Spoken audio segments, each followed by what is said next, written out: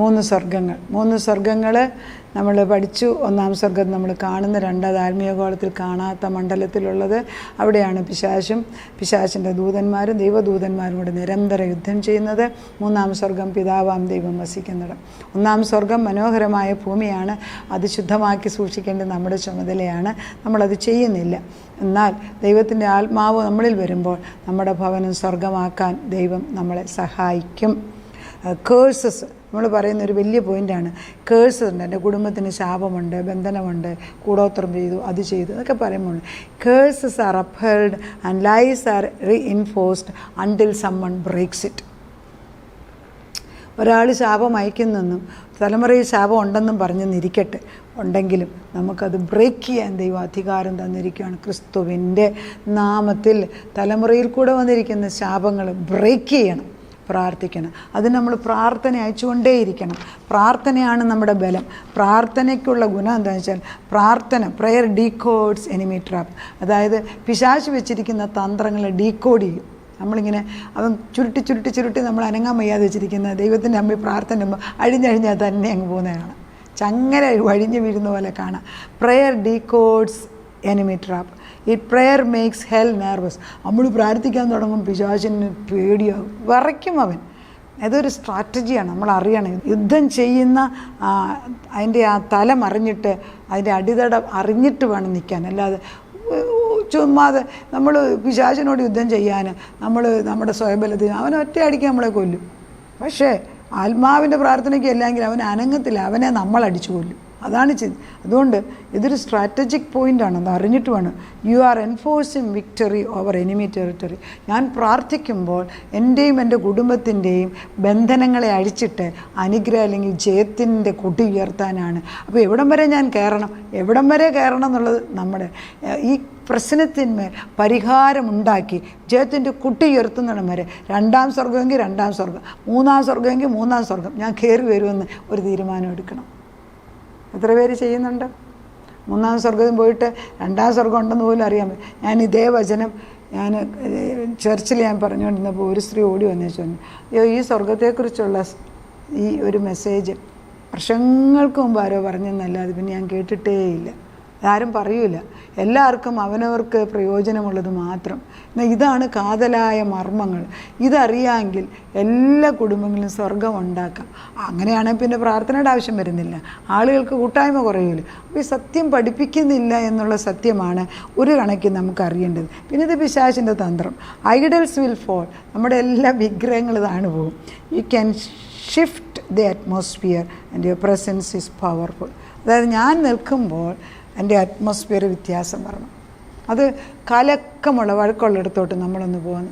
മക്കൾ വഴക്കുണ്ടാക്കുക, നമ്മളവിടെ ചെന്ന് ചുമ്മാ അതാ കസേരയിരിക്കുക. ക്രമേണ അവിടുത്തെ വഴക്കങ്ങ് തീരും. ഒരു പ്രശ്നമുള്ളിടത്ത് നമ്മളൊന്ന് കയറി ചെല്ലുക. ഈ നമ്മളെ ദുഷ്ടത പറയുന്നതിനിടയ്ക്ക് നമ്മളെ കാണുമ്പോൾ ഒരു വർത്താനം മിണ്ടത്തില്ല, പിന്നെ മിണ്ടാതിരിക്കും. കാരണം എന്താ? There is an influence around us by the power of the holy spirit. അത് നമ്മൾ ക്രിസ്തുവിൻ്റെ റൈച്വസ്നെസ്സാണ് ഇതെല്ലാം. ക്രിസ്തുവിൻ്റെ വസ്ത്രം ധരിച്ചവരായിരിക്കണം. The breastplate of righteous. അപ്പോൾ നമ്മളൊരു പോടെടുത്ത് പോകുമ്പോൾ ഈ പാമ്പിനെയും തേളിനെയും ഒക്കെ ചവിട്ടാൻ നമുക്ക് അധികാരം. ഇതൊക്കെ നമ്മൾ വചനം പറയും. പക്ഷേ ചവിട്ടുന്നവർ കുറവാണ്, ധൈര്യമായിട്ട് അതിനുവേണ്ടി പ്രാർത്ഥിക്കുന്നവരും കുറവാണ്. Spiritual position determines your authority. ആത്മീയ ഗോളത്തിൽ ഞാൻ ആരെ എന്ന് മനസ്സിലാക്കുമ്പോൾ എനിക്കൊരധികാരം വരും. അത് എല്ലാവരുടെ മുമ്പിൽ ഞാൻ ഇന്നാളാന്ന് കാണിക്കാനല്ല. പക്ഷേ ഈ ദുഷ്ടൻ്റെ നുണയൊന്നും നമ്മുടെ പറ്റിയ ഇവൻ്റെ തന്ത്രമൊന്നും കുടുംബത്തിലൊക്കത്തില്ല. ഇവനെ അടിച്ചു പൂട്ടിച്ച ദൈവമാണ് എൻ്റെ കൂടെ ഉള്ളതെന്ന് പറയാനുള്ള ധൈര്യം വരും. അത് പറയുമ്പോൾ നടക്കും. നമ്മൾ ചിന്തിച്ച് നോക്കിയാൽ ദാവീദ് ഗോലിയാത്തിനെ കാണുമ്പോൾ 9 അടി പൊക്കവും 2 വരി പല്ലുമുള്ളവനും 6 വിരലുള്ളവൻ വലിയ യുദ്ധത്തിന് വന്ന് വലിയൊരു യുദ്ധഗായകനായിട്ട് വന്ന് നിൽക്കുമ്പോൾ ദാവീദ് വിളിച്ച, നിന്നെ ഇന്ന് വെട്ടിക്കൊന്ന് നിൻ്റെ തല നിൻ്റെ ശരീരം ഞാൻ പക്ഷികൾക്ക് വെട്ടിയിട്ട് കൊടുക്കുമെന്ന് പറയാനുള്ള ധൈര്യം എവിടുന്നു? ആരാ പറഞ്ഞത്? പരിശുദ്ധാത്മാവ്. അപ്പം ഒരു മലയിൽ നിന്ന് ഈ ഗെരസമല, ഒരു മലയിൽ നിന്ന് അനുഗ്രഹിക്കാൻ 6 കൂട്ടം 6 ഗോത്രങ്ങൾ 6 ഗോത്രങ്ങൾ ഓപ്പോസിറ്റ് മലയിൽ നിന്ന് ശപിക്കുന്ന ഒരു ഭാഗം വേദപുസ്തകത്തിലുണ്ട്. അപ്പം നമ്മൾ ചിലപ്പം ദൈവത്തിൻ്റെ നാമം നമ്മളെ മക്കളെ അനുഗ്രഹിക്കുമ്പം ദുഷ്ടനെ ശാപിക്കാനും ദൈവം അധികാരം തന്നിട്ടുണ്ട്. പുതിയ നിയമത്തിൽ ഇതിൻ്റെ ഒന്നും ആവശ്യമില്ലെന്ന് പറഞ്ഞാൽ വെറുതെയാണ്. ദുഷ്ടനെ ഭത്സിക്കുവാൻ വ്യക്തികളോടല്ല, ശത്രുവിനെ അടിച്ചു മാറ്റാനും അധികാരം തന്നിട്ട് എല്ലാവരും പറയട്ടെ എന്ന് വിചാരിച്ചാൽ നടക്കൂല. നിൻ്റെ ഭവനം സൂക്ഷിക്കാൻ നിനക്ക് തന്നെ കടമയുണ്ട്. അറിയത്തില്ല, ദൈവത്തോട് ചോദിക്കാം, അവൻ തക്ക സമയത്ത് ചെയ്യും. പിന്നെ ഉടനെ ഉത്തരം കിട്ടണമെന്നില്ല. ഉടനെ ഉത്തരം തരുന്നാൽ ചിലപ്പോൾ നമ്മുടെ സ്വഭാവത്തിൽ ശരിയാകത്തില്ല. പക്ഷേ കിട്ടുന്നിടം വരെ എത്ര താമസിച്ചാലും ഈ ദൈവത്തിൻ്റെ വിശ്വസ്തത അറിഞ്ഞുകൊണ്ട് അവൻ പറഞ്ഞത് ഇല്ലാത്തതിനെ ഉള്ളതുപോലെ വിളിച്ചു വരുത്താൻ, ആശയ്ക്ക് വിരോധമായ ആശയോടെ വിളിച്ചു വരുത്താൻ ശക്തിയുള്ള ദൈവത്തിൻ്റെ വചനം എൻ്റെ കൂടെ ഉള്ളെന്ന് അബ്രഹാം കാണിച്ച അതേ എക്സാമ്പിൾ എടുത്ത് നമ്മുടെ ജീവിതത്തിൽ മുൻപോട്ട് നമ്മൾ പോകണം. ഇതിനൊന്നും ഈ നമ്മൾ പറയുന്ന ആർമർ ഓഫ് ഗോഡ് ഇടണം. അതായത് ദൈവത്തിൻ്റെ സർവായുധ വർഗം ധരിക്കണം. ആ സർവായുധ വർഗം ധരിക്കണമെങ്കിൽ വീട്ടിലിരുന്ന് പ്രാർത്ഥിച്ചിട്ട് പ്രാർത്ഥനയുടെ ബലത്തിലാണ് ഇതൊക്കെ ഇടുന്നത്. ഈ സർവായുധ വർഗം അരയ്ക്ക് സത്യം, നീതി, കവചം, സമാധാനം, സുവിശേഷം, കാലിന് ചെരുപ്പ്, വിശ്വാസം, ദുഷ്ടനെതിരായിട്ടുള്ള തീയമ്പ, രക്ഷാശിരസ്ത്രം, ദൈവവചന, ആത്മാവിൻ്റെ വാള്, ഇതൊക്കെ ഇടുന്ന ഉടനെ അത് ആക്ടിവേറ്റ് ചെയ്യണമെങ്കിൽ പ്രാർത്ഥന വേണം. ഇതൊക്കെ ഇട്ടേച്ച് പ്രാർത്ഥിക്കാതെ പോയാൽ ഒന്നും നടക്കത്തില്ല, വെറുതെ പോയി. എനിക്ക് തന്നെ എൻ്റെ വീട്ടിൽ തന്നെ നമ്മുടെ ഒരു പ്രശ്നത്തിന് നമ്മുടെ മോന് പോയിട്ട് വെറുതെ വഴക്കുണ്ടാക്കേണ്ടി വന്നു. അപ്പോൾ ഞാൻ അവനോട് ചോദിച്ചു, നീ എന്താ എന്നോട് പറയാഞ്ഞത്? മമ്മിക്ക് വേണ്ടി പോയെന്നും പറഞ്ഞാൽ പോകുന്നത്, എന്നോട് പറയണ്ടേ? ഞാൻ പ്രാർത്ഥിക്കൂലേ? നീ പ്രാർത്ഥിക്കാതെ പോയി വല്ലയിടത്തും പോയി വഴക്കുണ്ടാക്കണം. അപ്പോൾ നമ്മൾ മനസ്സിലാക്കേണ്ടത് ഈ എല്ലാ ദൈവീക ശക്തിയും ആക്ടിവേറ്റ് ചെയ്യാൻ പ്രാർത്ഥന ആവശ്യമുണ്ട്.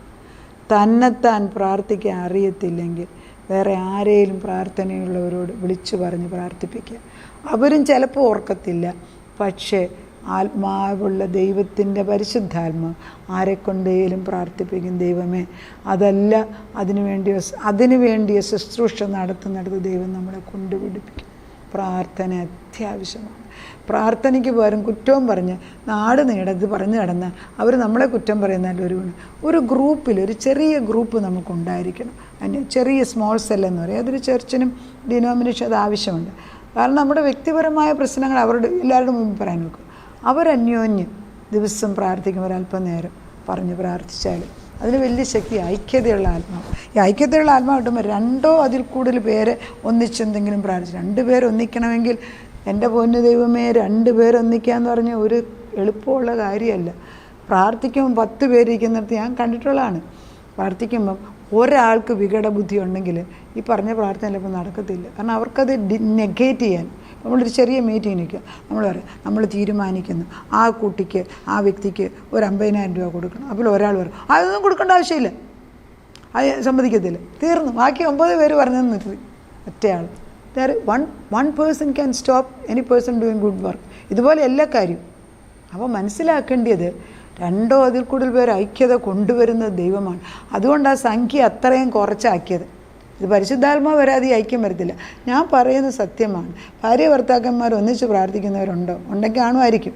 പക്ഷേ ഐക്യതയുടെ ആത്മാവിലല്ല പ്രാർത്ഥിക്കുന്നതെങ്കിൽ വെറുതെ അവിടെ ഒന്നും ശക്തിയാണ്. നമ്മളൊരു റിച്വൽ പോലെ നടത്തുന്നു, കുറച്ച് ശക്തി കാണും. പക്ഷേ കാര്യങ്ങൾ നേടണമെങ്കിൽ ആത്മാവിൻ്റെ ഐക്യത. എങ്ങനെ ആത്മാവിൻ്റെ ഐക്യത വരും? വലിപ്പച്ചെറുപ്പത്തിലല്ല, കവനൻ്റ്, ഉടമ്പടി. ദൈവമേ, എൻ്റെ ഭർത്താവ് പറയുന്നത് ഞാൻ മാനിക്കും, പീരിയഡ്. എന്നാൽ അദ്ദേഹത്തിന് ബുദ്ധി കൊടുക്കണേ നമുക്ക് പറയാം. ഭർത്താവ് പറയും, ഞാൻ ഇവളോട് വഴക്കുണ്ടാക്കാൻ പോകുന്നില്ല, ഞാൻ മൗനമായിട്ടിരുന്നു. അവൾ പറയുന്നത് കേട്ടിട്ട് അത് നല്ലതാണ്, ഞാൻ യേശു പറഞ്ഞ് പ്രാർത്ഥിച്ചു. പലപ്പോഴും അങ്ങോട്ടും ഇങ്ങോട്ടും പറയുമ്പോൾ അത് യേശാകും. ആദ്യം നമ്മൾ ജഡത്തിലാണ് പ്രാർത്ഥിക്കുന്നത്, ക്രമേണ അത് ആത്മീയ ഗോളത്തിലാക്കി തരും ദൈവം. പ്രാർത്ഥിക്കുക. നമ്മൾ ദുഷ്ടൻ്റെ ടെറിറ്ററിയിലേക്ക് പോകുന്നതിന് മുമ്പ് സർവായുധവർഗം ധരിച്ച് പ്രാർത്ഥനയുടെ കവചത്തിൽ മക്കളെ വിടാവും, നമ്മളെ വിടാവും, നമ്മൾ ചെയ്യാവും. എന്നും പറഞ്ഞുകൊണ്ടിരിക്കണം, എന്നും മന്ന കഴിക്കേണ്ടത് നമ്മളാണ്. ദൈവം നമ്മുടെ കൂടെ വന്നിരിക്കുകയാണ്. നമ്മുടെ പോയിൻ്റ് ഓഫ് റെഫറൻസ് എപ്പോഴും ഞാൻ ആരെ അറിയുന്നു? ഞാൻ ദൈവത്തിൻ്റെ സ്വന്തം പുത്രിയാണ്. യേശു എനിക്ക് വേണ്ടി തൻ്റെ രക്തം ചൊരിഞ്ഞതാണ്. അതിനാൽ ഞാൻ പ്രാർത്ഥിക്കുമ്പോൾ എൻ്റെ കൂടെ യേശുവും പ്രാർത്ഥിക്കുന്നുണ്ട്. ആരും ഇല്ലെങ്കിലും പരിശുദ്ധാത്മാവിൻ്റെ കൂടെ പ്രാർത്ഥിക്കുന്നുണ്ട്. 2 പേരെ ഐക്യമത്യത്തിൽ തന്നെങ്കിൽ കാര്യം നേടാൻ സമയമായി. അവർ വിധിക്കാതെ നമ്മുടെ കൂടെ യേശു പറഞ്ഞ് പ്രാർത്ഥിച്ചെങ്കിൽ കാര്യം നടന്നു. 2 അതിൽ കൂടുതൽ പേർ എവിടെ ഇരുന്ന് പ്രാർത്ഥിച്ചാൽ അത് ലഭിച്ചു എൻ്റെ നാമത്തിൽ പ്രാർത്ഥിക്കുമ്പോൾ എന്നാ വചനം പറയുന്നത്. അത് നമുക്ക് അനുകൂലമല്ലേ? ആ ദൈവം നമ്മളെ നടത്തട്ടെ അനുഗ്രഹമായിട്ട്. 2 people gather together, ask anything in my name, it is done.